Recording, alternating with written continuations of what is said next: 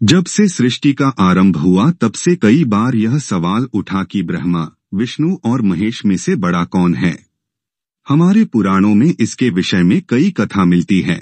सनातन धर्म में कई सारे संप्रदाय हैं और सब संप्रदाय में अपने अपने इष्टदेव को अधिक महत्व दिया गया है। फिर भी यह सनातन धर्म की महानता है कि हर संप्रदाय दूसरे संप्रदाय का आदर और सम्मान करता है। इतिहास में ऐसी कोई भी घटना का जिक्र नहीं जहां एक संप्रदाय का किसी दूसरे संप्रदाय के साथ संघर्ष हुआ हो।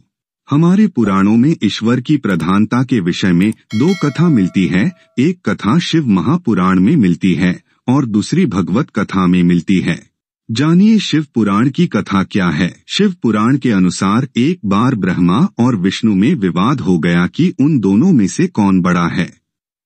जब विवाद इतना बढ़ गया कि उन दोनों में युद्ध की नौबत आ गई, तब उन दोनों के मध्य एक बड़ा सा अग्नि स्तंभ प्रकट हो गया। अब उन दोनों ने यह निश्चय किया कि जो भी पहले इस अग्नि स्तंभ की अंत को पालेगा वही श्रेष्ठ है। भगवान विष्णु उस स्तंभ के अंत को पाने के लिए नीचे की ओर गए और ब्रह्मा जी ऊपर की तरफ गए। दोनों में से कोई भी इस अग्नि स्तंभ के अंत को पाने में सफल न रहा। भगवान विष्णु ने तो अपनी हार स्वीकार कर ली, परंतु ब्रह्मा जी ने असत्य कहा कि उन्हें अंत मिल गया है, इसलिए मैं श्रेष्ठ हूँ। ब्रह्मा जी के मुख से असत्य सुनकर उस अग्नि स्तंभ में से शिवजी प्रकट हुए और उन्होंने ब्रह्मा जी के 5 मुख में से जो मुख असत्य बोला था उसे काट दिया और यह श्राप दिया कि संसार में उनकी पूजा नहीं होगी। भगवान विष्णु से प्रसन्न होकर उन्हें अपने समान पूजे जाने का वरदान दिया। यह कथा शिव पुराण की है, जिसके अनुसार शिवजी सबसे बड़े हैं।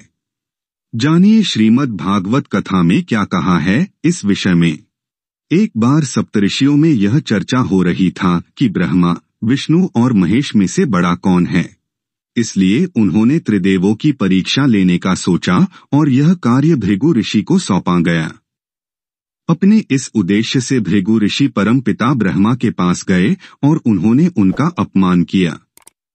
इस अपमान से ब्रह्मा जी क्रोधित हो गए। बाद में भृगु ऋषि शिवजी के पास गए, उन्होंने शिवजी का भी अपमान किया। फिर वह भगवान विष्णु के धाम वैकुंठ गए, जहां भगवान विष्णु अपनी शेष शैया पर विश्राम कर रहे थे।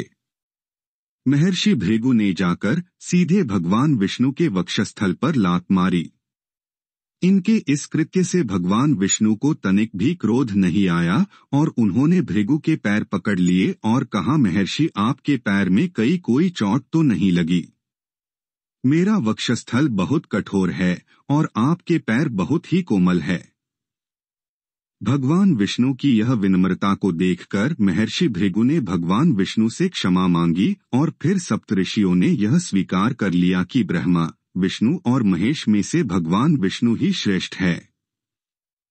मेरी दृष्टि से भगवान जो करते हैं वह लीला है और उनकी लीला के पीछे क्या कारण होता है वह भृगु जैसे महर्षि भी जान नहीं सकते। विष्णु और महेश तो सर्वज्ञ है, उन्हें जरूर ज्ञात हो गया होगा कि भृगु उनकी परीक्षा ले रहे हैं। ऐसा ना होता तो वह भृगु ऋषि को दंड जरूर देते।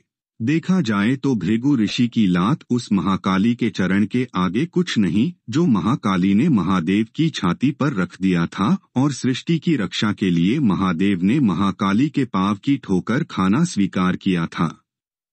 इन कथाओं के बावजूद मुझे लगता है कि इन तीनों में से कौन बड़ा और कौन श्रेष्ठ है, यह तुलना हमारे जैसे मनुष्य नहीं कर सकते। शिव पुराण और विष्णु पुराण दोनों में इन तीनों देवों को अभिन्न बताया गया है। हमारे पुराणों में यहाँ तक कह दिया है कि जो मनुष्य शिव द्रोह करके विष्णु की पूजा करता है और जो मनुष्य विष्णु द्रोह करके शिव की पूजा करता है, उनकी पूजा का कभी स्वीकार नहीं होती। गीता में श्री कृष्ण ने कहा है कि रुद्रों में मैं शंकर हूँ। इसका मतलब यह भी होता है कि जो रुद्र है वह कृष्ण है और जो कृष्ण है वही रुद्र है। गीता में श्री कृष्ण ने कहा है कि जो भक्त मुझे जिस तरह भजता है मैं उसे वैसे ही रूप में प्राप्त होता हूँ। इसका मतलब यह होता है कि ब्रह्मा, विष्णु और महेश वास्तव में एक ही परम तत्व है।